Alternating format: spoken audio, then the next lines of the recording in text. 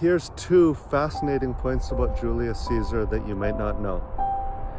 These are the two principles that he lived by, from the day he was born to the day he died, in the most unceremonious way possible. Rule number one that he followed was, you always have more options than you think you do. I'll say that again. You always have more options than you think you do. Everything is possible.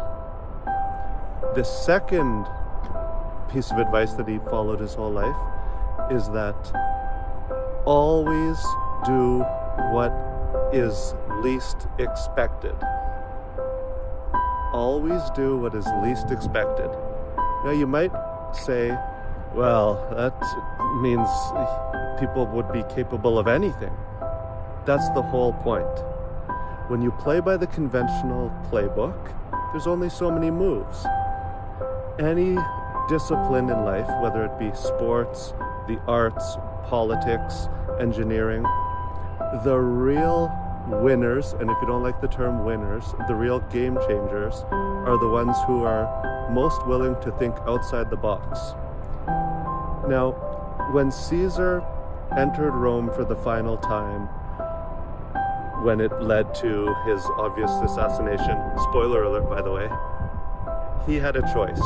He could have disbanded his army or kept his army.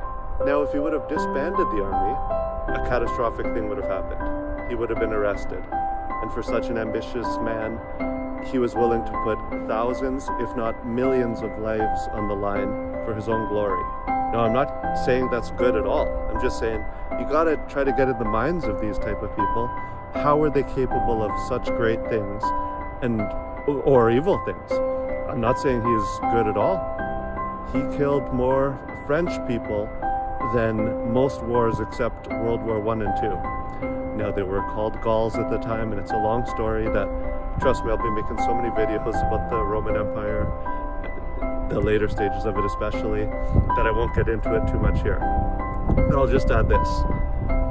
Vercingetorix, who is the king of the Gauls, who fought Caesar, was kept alive by Caesar for 7 years, just so Caesar could parade his shackled body through Rome, and then he killed him the next day. So he literally kept his opponent alive for 7 years, just so he could be basically a glorified war trophy.